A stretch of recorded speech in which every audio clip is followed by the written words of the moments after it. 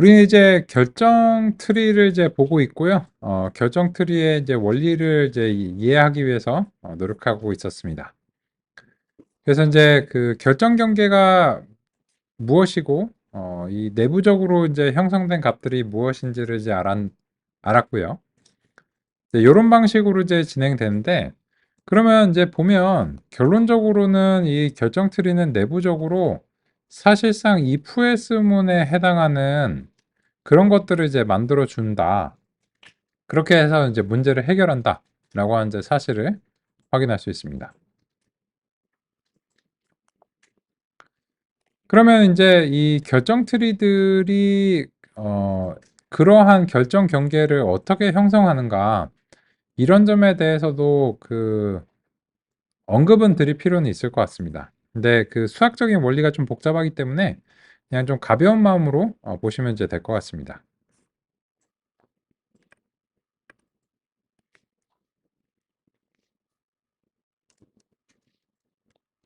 결정 트리가 분기를 수행하기 위해서는 특정 지점에서 분기하는 것이 다른 경우보다 더 나은지를 판단하는 기준이 필요합니다.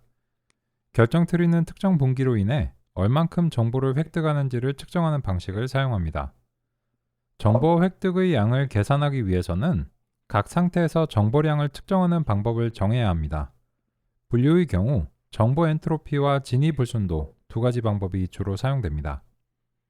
어떤 식으로든 정보의 총량을 계산한다면 정보 획득의 계산은 분기 이전의 상태, 즉 부모 노드에서의 정보량에서 분기 수행 이후의 각 영역의 정보량, 즉 왼쪽과 오른쪽 노드의 정보량의 차이를 계산하는 방식입니다.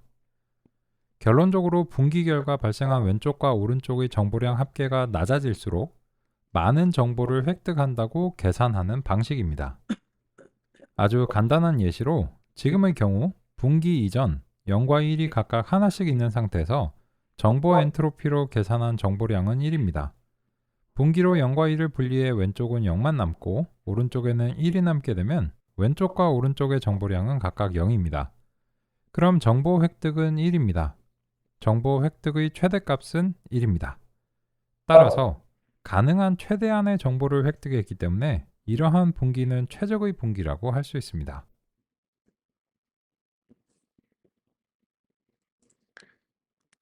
요거는 이제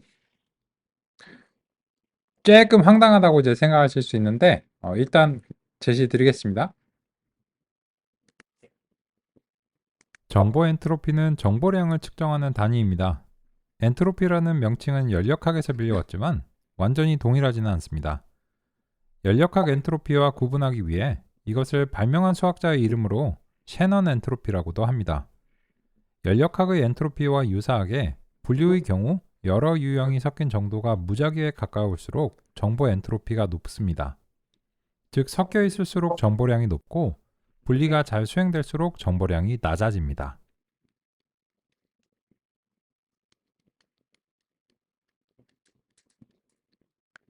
분류의 문제에 있어서 우리가 이제 생각을 해보면요.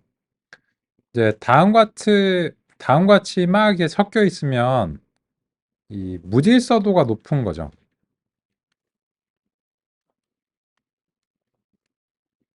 근데 이제 연력학에서 엔트로피는 그 이제 무질서도라고도 이제 하니까요. 이제 그런 관점에서 이제 보시면 유사한데 그러면 이렇게 되어 있는 상태는 바람직하지 않으니까 분류의 이제 관점에서는 이거를 이렇게 어느 한쪽으로 이제 몰고 싶은 거예요. 그러면 이제 무질서도가 낮아진다는 측면에서는 엔트로피를 낮추는 것이 이제 목표입니다.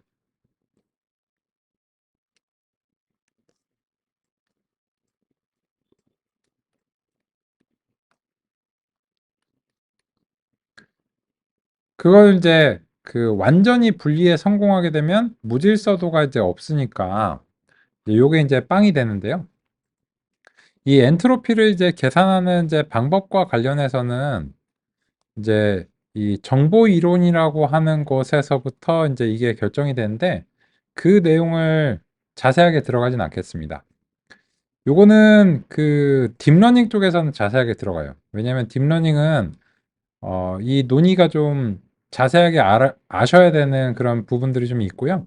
그렇기 때문에 이제 그때는 이제 보는데 지금은 여하튼 그러하다. 이 정도로 이제 말씀드리고 이제 가겠습니다.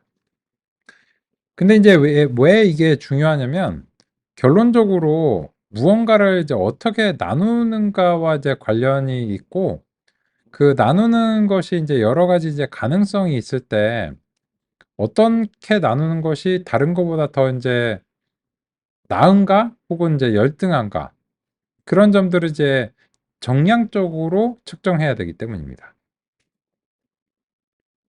분기를 판단하기 위해 여러 지점을 고려하는 경우 두 가지 상황의 정보 획득을 비교해 보겠습니다. 먼저 A의 경우 x1의 A 값을 기준으로 나누었을 때 그 결과 왼쪽과 오른쪽의 표본들이 다음과 같이 분포된다고 가정하겠습니다. 왼쪽은 1 하나이고 나머지 3개는 0, 오른쪽은 0 하나, 나머지는 1입니다. 원래 상태에 비해 0 또는 1 어느 한쪽의 유형으로 쏠림이 강해졌습니다. 따라서 원래 0과 1이 고르게 분포되어 있는 상태에 비해 정보량이 낮아졌을 것으로 기대할 수 있습니다. B의 경우 x2의 B 값을 기준으로 나누었을 때 그 결과 오른쪽 노드에는 0만 남게 되고 나머지가 왼쪽 노드로 가는 경우입니다.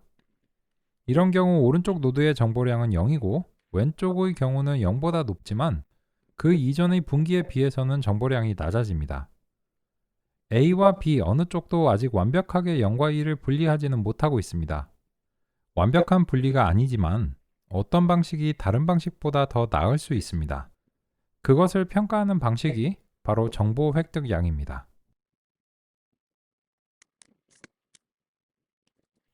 A 분기의 경우 원래 상태의 분포에서 정보 엔트로피로 구한 정보량은 1입니다. 분기 수행 후 표본들의 분포에 따라 정보량을 계산하면 왼쪽과 오른쪽 모두 약 0.81입니다.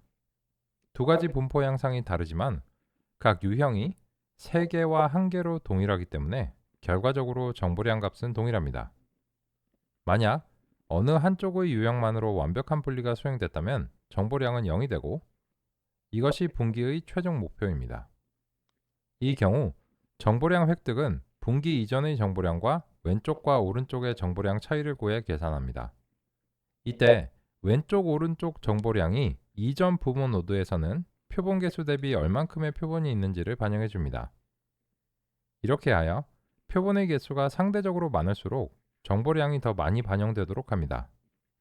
왜냐하면 정보량 자체의 절대값이 커도 표본의 개수가 작으면 그것을 크게 반영하는 것은 의미적으로 올바르지 않기 때문입니다. 지금의 경우는 왼쪽과 오른쪽 모두 4개씩 표본이 골고루 나눠졌기 때문에 각 정보량 모두 0.5가 곱해집니다. 그 결과 정보량 획득은 0.19가 됩니다. 정보 획득의 최대값은 1.0이고 1.0에 가까울수록 품질이 좋은 분기입니다. 여기서 이제 그 소개해드릴 만한 이제 지표는 요 이제 NC, NP 이런 것들이 있는데 요 NP의 경우에는 그 부모 노드에 속한 데이터 포인트들의 이제 개수를 이제 NP라고 이제 표현했고요. 이제 요 자식 노드에 속한 것들의 개수를 이제 NC라고 표현을 했습니다. 근데 이제 요 그 정보를 구하는 것은 아까 이제 그 정보 이론의 엔트로피 이제 공식에 따라서 이제 구해진 거라서 그냥 이제 자세하게 말씀드리지는 않고요. 그냥 정보 이론에 따라서 이제 현재 이런 것들을 이제 구했다 이렇게 이제 보시면 되고 결과적으로는 A 분기를 이런 스타일로 나눴을 때 정보 획득량이 어쨌든 이제 이런 0.19라고 하는 수치가 나왔다는 게 현재 이제 논이고요. 그러면 여기에 대비해서 이제 다른 스타일로 쪼갰을 때는 이제 결과적으로 이제 정보량이 이제 어떻게 되는가 그런 점을 이제 보겠습니다. 비분기의 경우 오른쪽에는 0 2개가 분포하고 왼쪽에는 나머지가 분포하는 방식입니다. 이 경우 오른쪽은 정보량이 0이 됩니다. 왼쪽의 경우는 정보 엔트로피로 계산한 정보량이 0.92입니다. 그럼 A의 경우 양쪽 모두 0.81이었던 것에 비교해 현재의 경우는 왼쪽 노드의 정보량이 A일 때보다 높습니다. 하지만 정보 획득량을 계산하면 0.31이 되어 이전의 0.19보다 커지기 때문에 결과적으로 B분기가 A분기보다 품질이 좋다고 할 수 있습니다. 정리하자면 각 영역의 정보량은 낮을수록 좋고 분기로 인한 정보 획득량은 높을수록 좋습니다. 분기로 왼쪽과 오른쪽의 정보량을 낮출수록 정보 획득량은 커집니다. 어느 특정한 분기에서는 왼쪽 또는 오른쪽 노드의 정보량이 다른 방식으로 했을 때보다 더 커질 수도 있습니다. 하지만 그렇다고 해서 해당 분기가 반드시 잘못되었다고 할 수는 없습니다. A와 B의 경우로 비교하여 살펴본 것처럼 왼쪽 오른쪽의 정보량이 완벽하게 0이 되지 않는 경우 왼쪽 오른쪽 정보량을 표본의 개수로 정규화한 합계로서 정보 획득량을 종합적으로 평가해야 하기 때문입니다.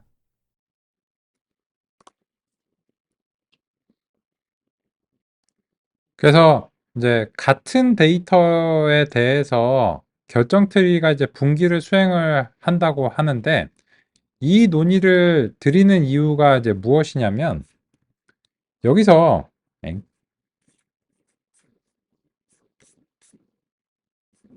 요 결정 트리가 뭐 2.45가 됐든 뭐 4.75가 됐든 이런 식으로 이제 분기를 수행하는데 그 근거가 무엇이냐는 거죠.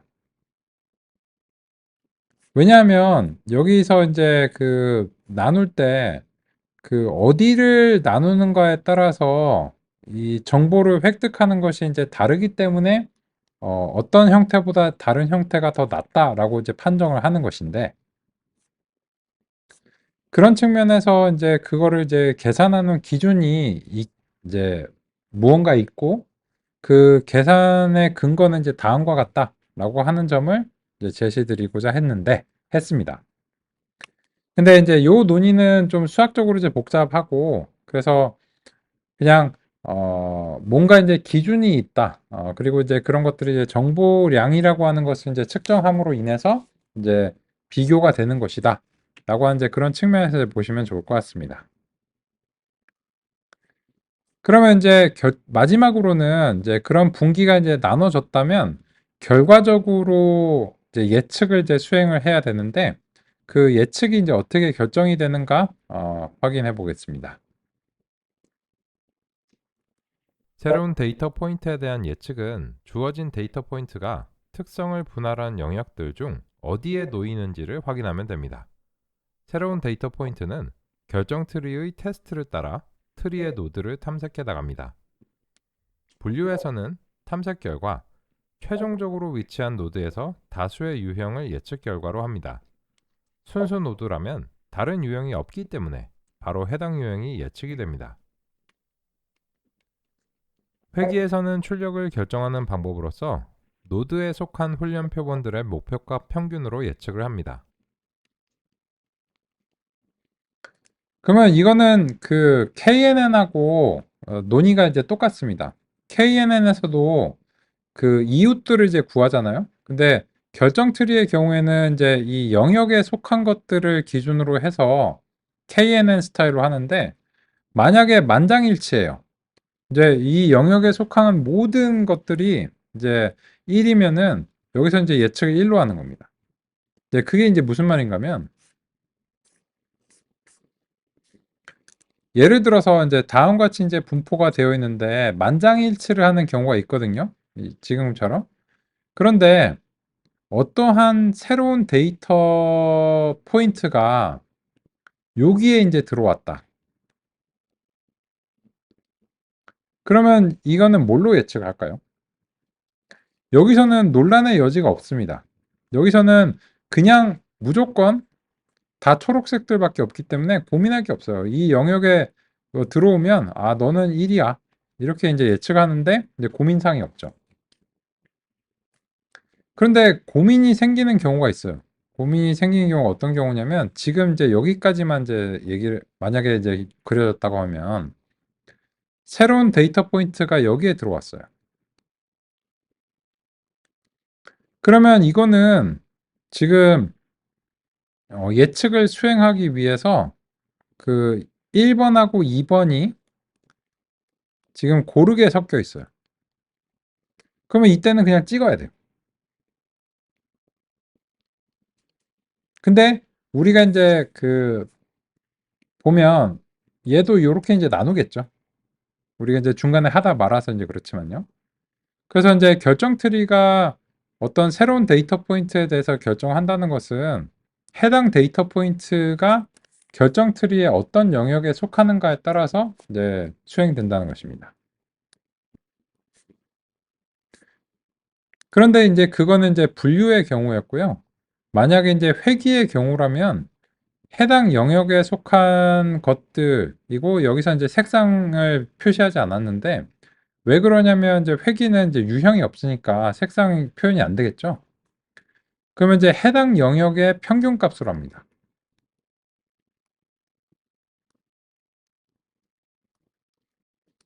만약에 이제 데이터 포인트가 해당 영역에 딱 하나만 있으면 이제 그걸로 바로 예측을 해버릴 텐데 그 해당 영역의 데이터 포인트가 2개 이상이 있어요. 회귀에서.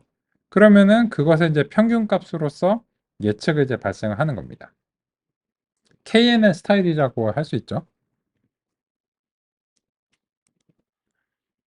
그러면 이제 마지막으로 이제 결정 트리에서 그 손실 함수에 대해서 얘기를 하면 지금 이 결정 트리에서 보시면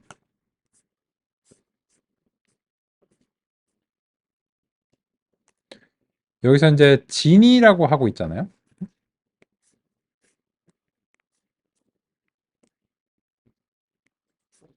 요 진위가 이제 무엇이냐? 라고 하면 이 손실을 구하는 이제 측정하는 이제 방법인데 오리지널 스타일은 이제 요 정보 엔트로피인데 요거를 이제 약간 개량한 것이 이제 진위 불순도입니다. 비슷해요. 거의 이제 비슷하고요. 근데 얘에 비해서는 이제 조금 간결하면서도 거의 비슷한 정보를 획득할 수 있다는 점에서 이제 선호가 됩니다. 최근에 이제 선호가 되고 있고요. 이 회귀의 경우에는 평균 제곱 오차를 기본적으로 사용합니다. 이 손실의 경우에는 알고리즘이 중요한 게 아니에요. 이 손실은 출력의 형태가 중요한 거고 그러한 출력이 어떤 것으로 인해서 발생했는가는 그렇게 중요하지 않습니다. 그래서 이 회귀 유형의 출력을 발생하는 경우에는 알고리즘의 원리와는 상관없이 기본적으로는 이제 평균 제곱 오차를 씁니다. 근데 가끔 다른 걸 쓰기도 하는데요. 요 푸아종 뭐 디비에이션 이런 것들 이제 쓰는데 이런 거는 좀 특수한 경우에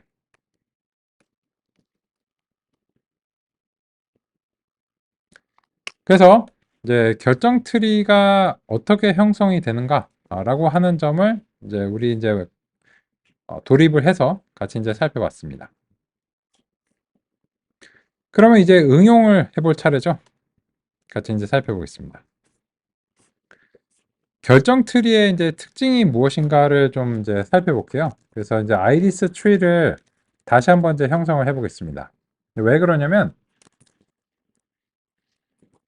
이 아까는 이 시각화를 위해서 이제 2차원으로 이제 제한을 한 상태였거든요. 근데 이제 요번에는 이제 이벨리웨이트 모델을 통해서 이제 제한 없이 아이리스 트리를 이제 훈련하는데 그러면 이제 아이리스 데이터랑 아이리스 이제 타겟 이렇게 이제 해가지고 이제 보겠습니다.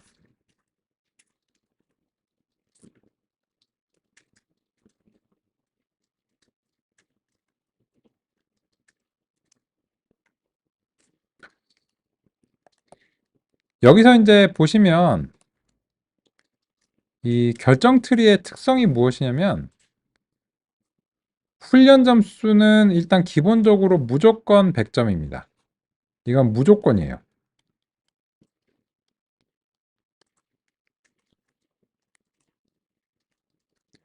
그 말은 무슨 말이냐면 얘는 언더핏이 일단 기본적으로 없어요. 기본 설정에서. 그러면 얘는 그냥 오버에 대해서만 걱정하는 모형입니다. 그러면 이게 오버가 이제 왜 발생하느냐? 그 점이 이제 관건인데요. 그 점은 우리 이제 이 결정 트리를 이제 보면서 이제 같이 한번 얘기를 해볼게요. 이 보시면 얘가 이제 아주 지엽적이에요. 여기 이제 티끌 하나가 남았는데 그걸 잡자고 쪼갭니다. 근데 이 결정 트리는 이미 논의 드린 것처럼 이거를 요렇게 이제 쪼갰는데 아이 바보야. 요렇게 쪼개면 되잖아. 그게 안 돼요. 이거는 이제 선형 모형 스타일로 이제 할 수 있는 거고 결정 트리는 그냥 항상 직교하는 방식으로만 이제 경계선을 이제 형성할 수 있기 때문에 이제 여기에 대해서만 이렇게 사선으로 그린다든지 이런 게 안 됩니다. 근데 이제 그러다 보니까 요거 하나를 잡자고 해서 얘를 이제 했는데 얘는 이제 끝났어요. 그래서 이제 그 손실이 0으로 되면서 완전히 이제 순수해졌습니다. 근데 얘를 순수하게 만들려고 하다 보니까 얘는 다시 불순해졌어요.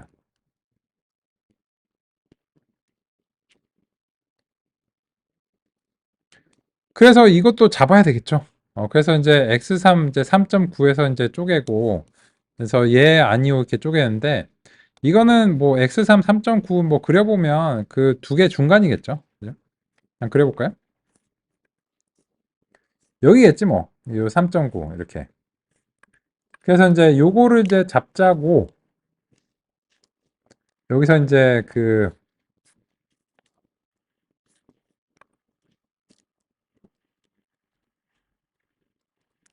PLT에서 이제 호리존탈 라인즈를 이제 하고 이제 Y축을 3.9로 이제 잡겠죠. 그리고 이제 X 민이랑 이제 X 맥스를 이제 해야 되는데 이번에는 X 맥스가 이제 8이 아니고 요 4.95가 돼야 돼요. 이 영역에 이제 있으니까. 그래서 이제 X 민은 이제 4.1인데 이제 이렇게 이제 하면요. 그러면 이제 뭐 우리가 이제 예상한 것처럼 요거를 이제 언제까지나 나누기 위해서 여기서 이제 요렇게 이제 설정한 거거든요. 이거를 언제까지 하는데 하면 끝까지 합니다. 모든 노드가 무조건 빵 될 때까지 언제까지나 해요. 그게 뭐 몇 층이 되든지 상관없어요. 끝까지 잡아서 결국은 순수하고 순수하고 순수하고 순수할 때까지 무조건 진행합니다. 절대 포기 안 해요. 기본적으로는. 그러다 보니까 이 아이리스에 대해서도 지금 그 훈련 점수는 이제 100점을 이제 내는데 근데 그러다 보니까는 오히려 너무 세밀하게 이 영역을 나누면서 일반화 성능이 이제 떨어질 가능성이 이제 있다는 사실을 우리가 납득할 수 있습니다. 그러면 다른 데이터도 한번 해볼까요? 이번에는 그 보스턴 트리를 해보겠습니다. 리그레서를 선택하셔야 되겠죠.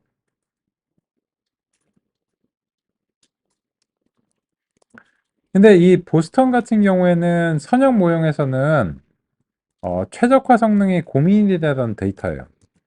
그래서 이제 이벨류에이트 이제 모델을 이제 수행하고 이제 보스턴 트리를 이제 하고 그리고 나서 이제 보스턴 데이터, 보스턴 이제 타겟을 하고 예전하고 이제 비교를 하기 위해서 이제 랜덤 스테이트 4를 가지고서 이제 보겠습니다. 그러면 이제 그 몇 가지 우리 이제 관찰을 할 수 있습니다.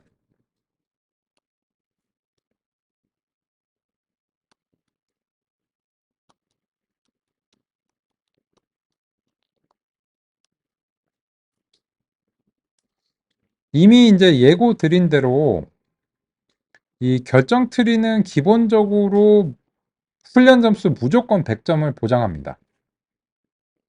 그래서 절대 언더가 일단 기본적으로는 안 납니다.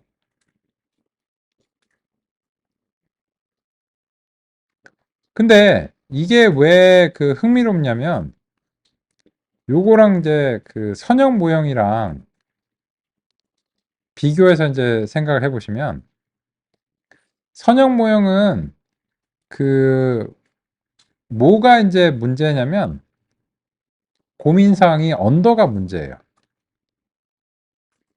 그래서 이제 이 언더를 해결하느라고 뭐 차원 확장을 이제 한다든지 그런 어떤 기법을 써줬거든요. 근데 이렇게 하고서도 언더를 완전히 극복은 못해요. 못했었죠. 못한다 이렇게 일반화된 서술은 아니고 이제 해당 문제에 대해서는 안 됐죠. 근데 결정 트리는 그런 이 차원 확장 같은 기법을 쓰지 않고도 그냥 원본의 데이터를 사용을 했는데 무조건 100점을 보장합니다. 언제까지나 영역을 이렇게 나눠가지고 쫓아서 내려가거든요. 무조건 100점. 그러면 문제가 뭐냐면 항상 오바가 문제예요.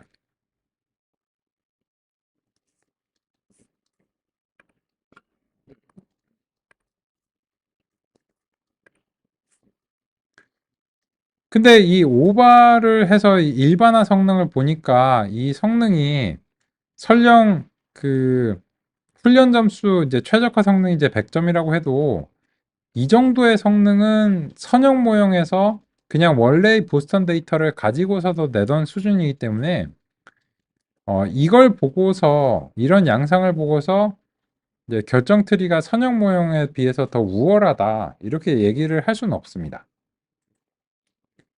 그럼 어떻게 해? 그 오바를 잡아야죠. 그죠? 근데 오바를 잡는 방법이 알고리즘마다 다 달라요.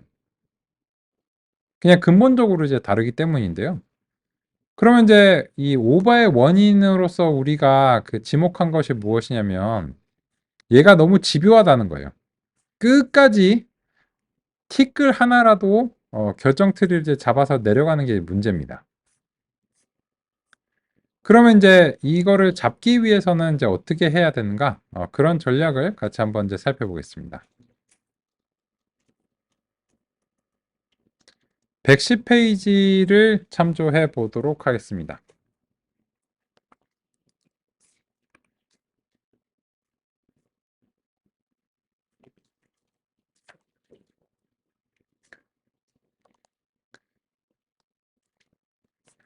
교재에서는 이제 복잡도라고 하는 용어를 사용하고 뭐 저도 사실 큰 불만이 있는 건 아닙니다. 근데 저는 이제 제가 사용하는 용어랑 약간 상이한 점이 있으니까 다시 한번 이제 좀 소개를 드리면 복잡도는 이제 컴플렉시티의 이제 번역인데 저는 이제 데이터가 복잡하다 이렇게 이제 말씀을 드리고 거기에 대해서 모형의 표현력으로서 이제 캐패시티라고 말씀을 드리고 있어요. 그래서 이제 데이터가 복잡하니까 모형의 능력이 거기에 이제 상응해야 된다. 이렇게 이제 말씀을 이제 드리기 위해서 이 두 용어를 이제 구분하고 있는데 예, 교재에서는 그냥 모형의 복잡도, 데이터의 이제 컴플렉시티 이런 것들을 이제 따로 그 용어를 이제 두고 있지는 않습니다. 그래서 이제 그런 측면에서 이거를 이제 봐주시면 좋을 것 같고요. 그래서 이제 만약 제가 서술하자면 이제 결정 트리의 표현력을 제어한다 라고 하는데 그러면 제어한다는 거는 이제 양방향이죠. 감소시키거나 이제 증가시킬 수 있는 거죠. 만약 감소의 방향으로 가면 표현력을 이제 규제하는 거겠죠. 증가 또는 이제 증진의 방향도 이제 있을 거고요. 그죠? 양방향이 이제 가능하니까 이제 제어라고 이제 부르고 있고 그러면 여기서 이제 이 서술을 보면 기본적으로는 훈련 데이터에 과적합되고 그래서 100점 맞는다 라고 하는 이제 서술을 확인할 수 있습니다. 그래서 이게 이제 문제 상황이라는 거죠. 그래서 그거 어떻게 할 거야? 가지치기 한답니다. 이 말이 이제 재밌는데요. 이제 결정 트리이니까는 그 트리를 이제 가지치기를 한다는 겁니다. 그럼 이제 그 방법론은 이제 깊이를 제한하는 방법을 사용합니다. 그게 이제 무슨 말인가? 같이 이제 살펴보겠습니다.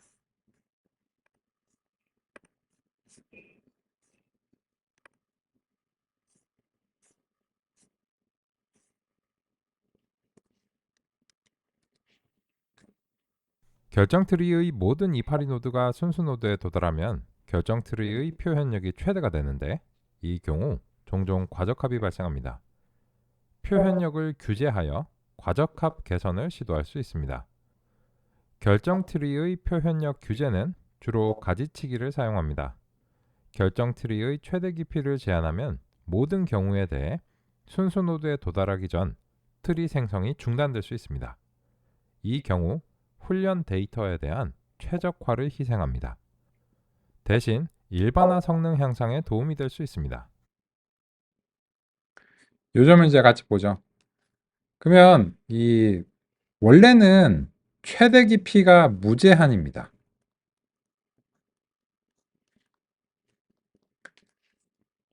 그러면 이제 모두 순수해질 때까지 필요한 만큼 계속해서 if else문을 이제 이제 생성하는 겁니다.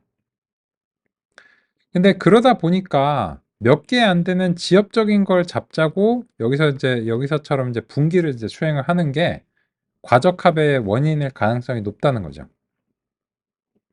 그래서 이 맥스뎁스에 대해서 우리가 어느 정도 제한을 주는 거고, 그렇다면 이것은 이제 표현력의 규제라고 할 수 있습니다. 그러면 이제 지금 현재 상황에서 맥스뎁스가 지금 1층, 2층, 3층까지 형성이 된 예시였는데, 우리가 최대 깊이를 2로 딱 강제해서 표현력을 규제를 하게 되면 이런 일이 일어납니다. 루트는 이제 0층이고 1층하고 2층까지 내려왔어요. 근데 여기서 이제 얘 순수하고 순수하고 이제 순수한데 얘가 불순해요.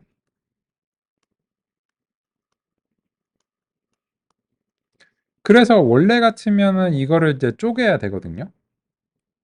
근데 여기서 최대 깊이 제한에 걸려서 더 이상 쪼개지지 못하는 겁니다. 오, 어떡해요? 지금 요거 지금 티끌 하나 잡아야 되는데요. 야, 그거 하지 마, 하지 마. 요 티끌 하나 잡자고 그거 쪼개는 그것 때문에 지금 과적합 발생하는 거 아니야? 그냥 여기서 멈추고 그냥 이 다수결 해가지고 그냥 0번으로 결정해. 왜냐면 이제 0번이 두 개고 1번이 한 개니까. 그러면 요런 티클 때문에 이거를 이제 더 쪼개면 너무 지엽적이 돼서 이 영역이 작아지면 작아질수록 새로운 데이터 포인트가 이제 이 영역을 벗어날 가능성이 높아집니다. 그러면서 이제 일반화 성능이 이제 낮아지는 거거든요. 그러면 이제 지금의 경우 우리가 이제 얼마 정도의 이제 깊이를 가졌는가를 좀 확인을 해봐야 돼요. 그래서 같이 먼저 지금 맥스뎁스가 무제한인 경우에 무제한이 이제 기본 설정이고요. 그런 경우에 최대 깊이가 얼마인가 이제 같이 한번 좀 확인해 보겠습니다.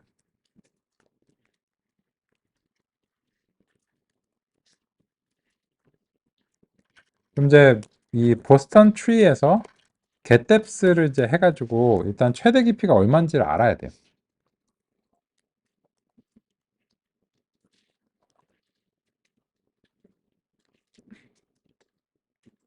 최대 깊이가 무려 22층이나 됩니다.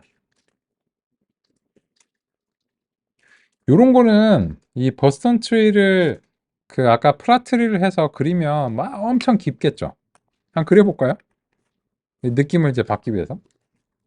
그래서 이제 플라트리를 이제 하고 이제 버스턴 트리에 대해서 요거를 이제 그 한번 그려볼게요.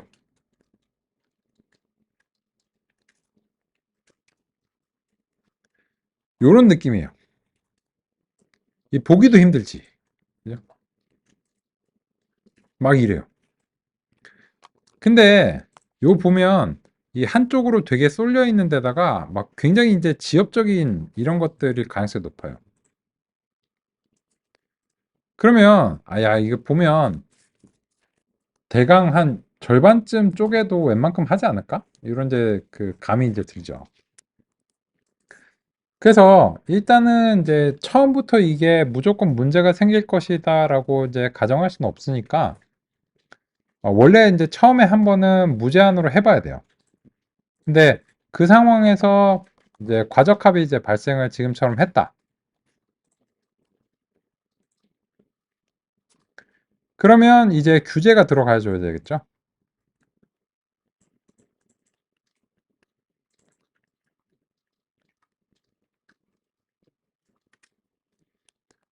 근데 이 최대 깊이 제한을 하려면 무제한일 때 깊이가 얼마 정도인지를 알아야 되겠죠. 그죠? 만약에 이거 제한을 준다고 여기다가 30 이렇게 하면 어떻게 될까요? 그게 제한이 아니죠. 그죠? 그 뭐 약간 그 막 아침 드라마 같은데 뭐 재벌집에 이렇게 나오면 저 막 그 엄마가 저기 아버지한테 막 애한테 용돈을 너무 많이 주니까 애가 버릇이 나빠지죠. 막 이렇게 얘기를 해요. 그래갖고 이제 그 아버지가 그러면은 한 달에 너 500만 원만 써. 뭐 이렇게 이제 얘기를 해요. 근데 원래 용돈이 300만 원이야. 그럼 제한이 아니지. 그잖아요. 그래서 요 제한을 주려면 당연한 얘기인데 무제한일 때 이제 깊이의 수준을 이제 알고 나서 제한을 줘야 되겠죠. 근데 좀 아쉬운 점이 뭐냐면 이 교재에서는 지금 그 제한을 줘야 된다고 이제 하면서 저 원래 깊이가 얼마인지를 측정하는 getDepth와 같은 소개가 안 돼 있어요. 네, 그런 점이 조금만 이제 아쉬운 점입니다. 뭐 아쉬우면 우리가 이제 하면 되죠. 그래서 이제 다음과 같이 우리 getDepth를 이제 정했고 그러면 이거를 이제 규제 효과를 내려면 이 현재 30은 규제 효과가 전혀 안 나고 그죠? 따라서 이제 이거는 22보다 작은 어떤 값이 이제 돼야 될 텐데 이거를 어떻게 탐색해야 될까요? 22보다 작은 21, 20, 19 이런 식으로 일일이 다음을 어느 세월에 해요. 그죠? 근데 그렇다고 해서 이거는 로그 스케일로 가면 안 되겠죠. 그죠? 깊이는 또 소수점이 없으니까요. 그래서 저라면 이진 탐색 스타일로 갈 겁니다. 무슨 말이냐면 절반씩 쪼개보는 거예요. 그래서 이제 절반씩 쪼개면 금방 찾잖아요. 그래서 이제 22 정도면 한 10 정도로 이제 가보는 거죠. 그러면 이제 10 정도로 갔을 때 이게 이제 개선이 되는지 보는 거예요. 별로 이제 개선은 안 된 것 같죠. 근데 보면 이 10 정도로 해도 웬만한 문제는 다 해결했다는 걸 알 수 있어요. 거의 희생을 안 했거든요. 99에 가까운 이제 수치인데, 즉 이런 거죠. 아까 이제 20 몇이 나왔는데, 사실은 그 나머지 10개의 계층은 아주 지엽적인 것들 몇 개를 잡느라고 갔다는 그런 얘기예요. 근데 여전히 이 최적화 점수가 굉장히 높은 수준이니까 그리고 일반화 성능이 안 좋으니까 이 최대 깊이 10도 사실은 너무 지엽적일 가능성이 높아요. 그럼 어떻게 될까요? 반씩 팍팍 쪼개는 거예요. 오. 이제 금방금방 이제 가면 그러면 5로 하면은 그렇게 안 깊거든요. 그럼 이제 볼만 해져요. 그죠? 근데 이제 최대 깊이 5로 해도 90점 이상 받아요. 그죠? 근데 이 시험 점수가 따라서 올라오는 것이 이제 거의 미미한 게 좀 이제 문제입니다. 야, 그럼 어떻게? 지금 표현력을 이제 규제를 해가지고 이렇게 훈련 점수 내려오고 좀 내려올 수 있고 대신에 시험 점수를 끌어올려갖고 과적합을 개선하려고 했는데 야, 안 되잖아. 그게 또 이제 두 번째 문제입니다. 그랬어. 이제 우리는 결정 트리를 마무리하러 먼저 가볼게요. 120페이지로 가보겠습니다. 야, 중간에 뭐 내용들이 있는데 그거 이제 말씀드릴게요. 근데 중요도를 이제 좀 반영하겠습니다. 장단점과 매개 변수. 요 매개 변수는 이제 설정이라고 말씀드렸죠. 그러면 여기서는 결정 트리의 경우에는 이제 맥스 뎁스 뭐 이런 것들이에요. 근데 맥스 리프 노드, 민 샘플즈 리프 노드 뭐 이런 것들이 있다고 하는데 있죠. 있는데 요거는 이거 너무 지엽적이에요. 이게 무슨 말이냐면 맥스 리프 노드는 무슨 말이냐면 요 282의 개수를 제한하는 거예요. 요 282 몇 개까지만 만들어. 이거 이제 언제 하고 있어요. 그죠? 그냥 그 깊이를 제한하다 보면 282의 개수도 줄어들겠죠. 그죠? 그래서 그 간접적으로 유도하는 스타일을 이제 선호하는 것이 이제 좋기 때문에 요 중 하나만 지정해도 과적합을 막는데 충분하다고 서술했는데 충분하지 않잖아요. 그죠? 그게 이제 문제예요. 그래서 이제 마지막에 이제 보시면 주요한 단점은 하는데 잘 안 돼. 이게 이제 문제거든요. 그럼 어째? 그래서 이제 개선책이죠. 해결책이라보단 1990년대로 가야 됩니다.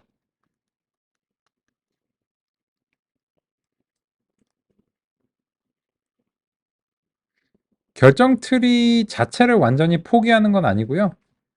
이런 결정 트리의 단점을 좀 보완해주는 기법이 90년대에 이제 크게 유행을 했습니다. 여전히 이제 널리 사용이 되고요. 그게 이제 뭐냐? 앙상블이라고 하는 이제 기법입니다. 요 기법은 별표 2개에 밑줄 쫙을 드릴게요. 왜냐면 지금 가장 널리 사용되는 알고리즘이라고 해도 과언이 아닙니다. 지금 2020년대.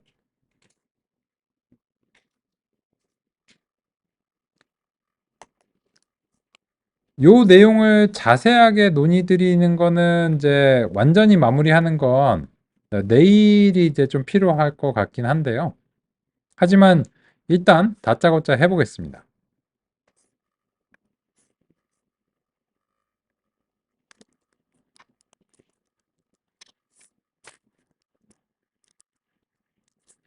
(1990년대) 앙상블.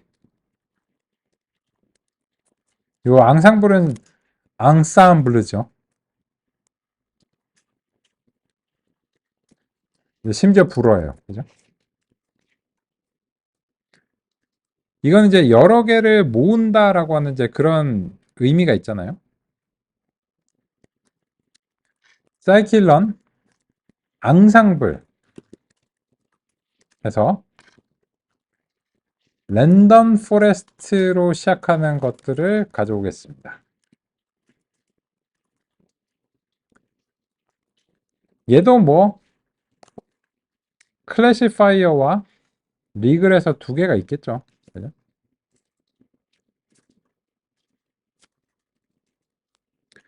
그러면 이제 요 클래시파이어 같은 경우에는 캔서에 한번 적용해 볼까요? 캔서 포레스트. 이름이 좀 불길하긴 한데 어쨌든 뭐 말하자면 그렇고 랜덤 포레스트 이제 클래시파이어인데 여기서 이제 특징이 뭐냐면 결정 트리를 여러 개 사용하는 게 핵심이에요. 기본적으로 100개를 동시다발적으로 훈련합니다. 그래서 이제 evaluate 모델 이렇게 이제 수행하고 이 설정된 알고리즘을 넘겨줘서 이제 캔서에 대해서 최적화가 이제 수행이 되도록 해보겠습니다. 여기서 아까 이제 그 stratify가 이제 들어갔죠. 분류의 이제 문제니까. 그리고 이제 랜덤 스테이트를 이제 아까 뭐 3인가 했던 걸로 이제 기억하는데 이거 이제 보겠습니다. 그럼 이제 요거를 이제 비교를 하기 위해서 그 대조군을 이제 형성하면 캔서 트리 하고 그냥 일반 디시전 트리 이제 클래시파이어를 이제 설정을 하고 그 깊이를 이제 무제한 이제 하고 이벨류에이트 모델 하고 캔서 트리, 캔서 데이터 그 밖에 기타 등등은 똑같으니까 복사 붙여넣기 이제 해보겠습니다.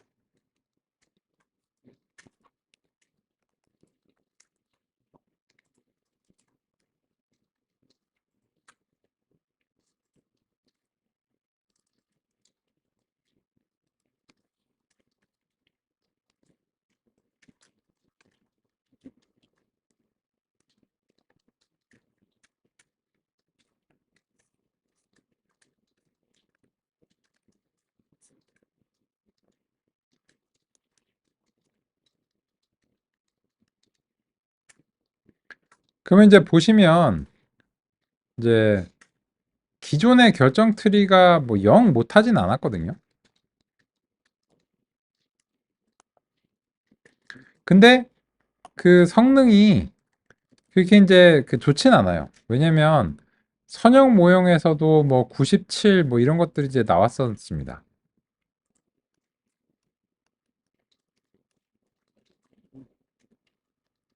그러면 이제 로지스틱 리그레션이나 이런 걸로 이제 최대로 얻었을 때가 한 97 정도 나왔는데 그거에 비하면 이제 이 일반화 성능이 이제 좋지 않죠. 그리고 이제 이 맥스뎁스가 이제 무제한인데 이때인데 그 최대 깊이 이제 맥스뎁스를 이제 보면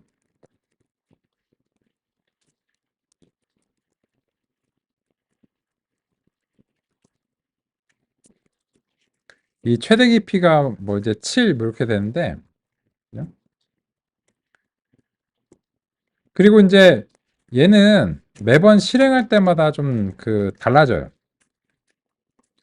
왜냐면 이 캔서 트리 자체의 무작위성이 좀 있거든요. 디시전 트리 자체.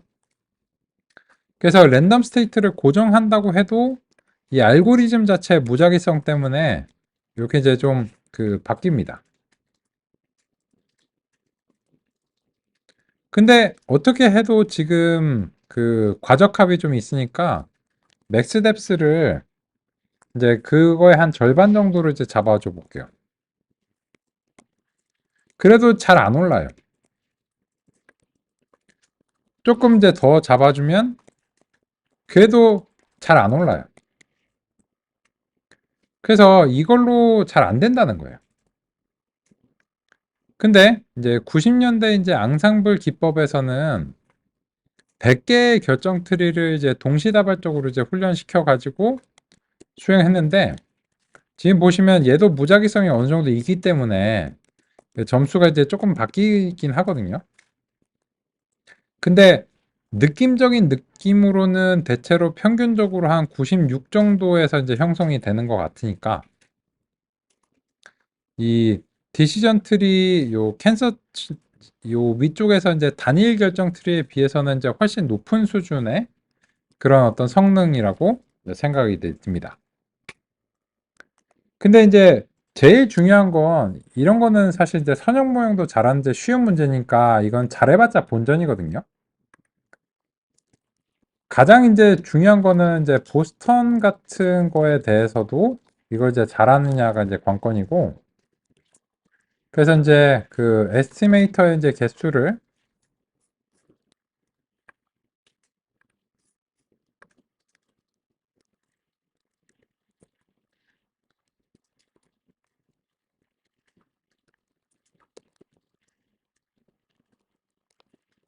보스턴 데이터에 대해서 이제 잘할 수 있는지 마지막으로 이제 확인을 해보겠습니다. 그러면 이 보스턴 데이터에 대해서 이 데이터에 아무런 조작도 안 했어요. 스케일링도 안 했어. 차원 확장도 안 했어요. 그냥 아무것도 안 했는데 그 이전에 우리가 굉장히 노력해서 얻었던 수준에 근접하는 그런 일반화 성능을 확인할 수 있습니다.